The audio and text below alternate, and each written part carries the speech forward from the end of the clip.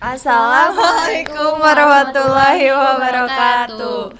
Kami dari kelompok 7 shift 9 akan menjelaskan tugas tentang mandiri kedua mengenai CDM dan PDM. ya, Sebelumnya kita akan memperkenalkan diri dulu. ya dari samping kanan saya Jurima Syifa. saya Salma Fauzia. Nama saya Yudia Prilia. Kita mulai saja penjelasan dari tugas mandiri kedua ini. Yang pertama akan dijelaskan oleh Ayudia. Ya, tugas mandiri kedua ini mengenai CDM sama PDM. Nah, tentang sistem registrasi mata kuliah secara online.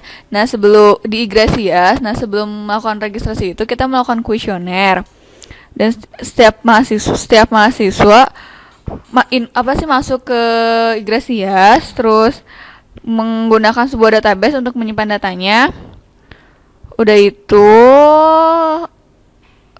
input registrasi, lalu input mata kuliah, udah itu di approval oleh dosen. Nah, lanjut aja ke materinya, ada CDM sama PDM. Jadi CDM itu tuh, jadi kan banyak sebuah entity nih. Kalau misalnya tugas kita tuh entitinya ada 5, yaitu mahasiswa, registrasi, mata kuliah, approval, sama dosen. Nah, entity ini tuh adalah sebuah objek yang terdiri dari entitas-entitas yang berhubungan atau ada relationship dari entitas-entitas tersebut. Biasanya direpresentasikan oleh dalam bentuk entity relationship. Nah, manfaat penggunaan CDM dalam perancangan database itu yang pertama, memberikan gambaran yang lengkap dari struktur basis data, yaitu arti, hubungan, dan batasan-batasannya. Lalu sebagai alat komunikasi antar pemakai basis data, desainer, dan analisis. Lalu yang kedua, tugas kita adalah PDM atau Physical Data Model, yaitu model yang digunakan oleh sejumlah tabel yang menggambarkan data serta hubungan antara data-data tersebut. Nah, bedanya sama CDM, tipe data PDM itu bersifat lebih khusus atau lebih spesifik. Perancangan PDM merupakan representasi fisik atau sebenarnya dari database tersebut. Lanjut penjelasannya ke CDM mengenai tugas mandiri kedua akan dijelaskan oleh Icut. Oke, di sini saya akan menjelaskan CDM. Jadi CDM itu tadi kan udah dijelaskan oleh Ayu. Kalau CDM itu adalah konseptual data model. Nah, sebelum membuat CDM ini, kita harus menentukan dulu entitasnya. Di sini entitasnya ada mahasiswa, registrasi, mata kuliah, approval, dan dosen. Entitas itu ada di sini, bisa dilihat entity. Nah, setiap entitas ini memiliki atribut. Nah, atribut untuk mahasiswa ada NIM, nama mahasiswa, program studi. Bisa dilihat registrasi juga ada atributnya. Mata kuliah juga ada atributnya, approval ada atributnya, dosen ada atributnya. Nah, untuk mengedit atribut ini kita bisa buka di sini, ada atribut. Di sini ada name-nya, ada kodenya, data type, juga di sini harus dicentang-centang apa yang harus dicentang. Dan sesuai, misalnya kayak NIM itu integer. Kenapa integer? Karena kan dia berbentuk angka.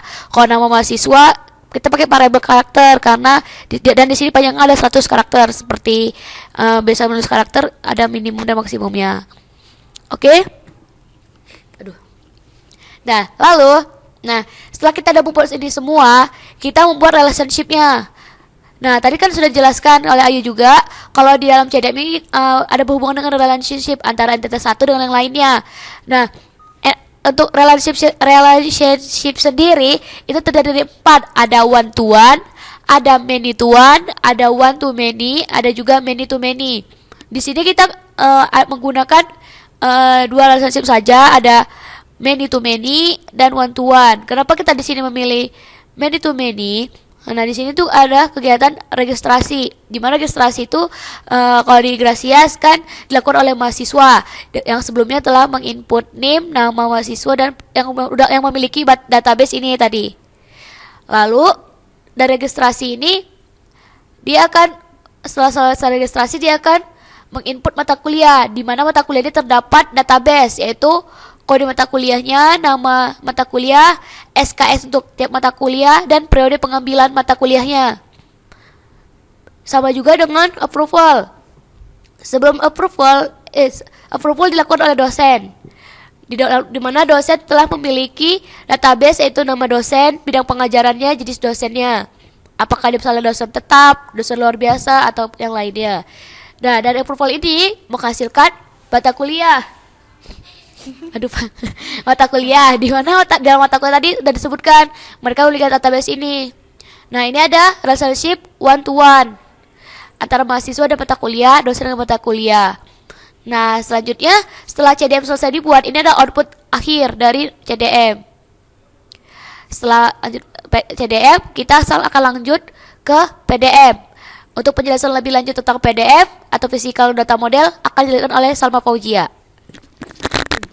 Ya, selanjutnya setelah kita buat CDM, dilanjutkan dengan pembuatan PDM. Nah, PDM ini dibuat, jadi pertama setelah dibuat seperti ini, kita pilih tools, lalu,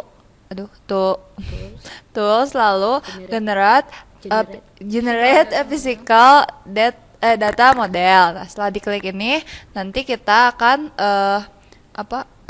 masuk ke dalam tampilan seperti ini. Nah, di sini tuh sama kayak tadi, entitasnya tetap 5, ada mahasiswa, registrasi, terus ada mata kuliah, terus ada profil, terus ada dosen. Nah, PDM ini tuh tadi hasil dari IRD CDM-nya itu sendiri. Nah, di sini itu jadi lebih spesifik dan ditampilkannya secara fisikal.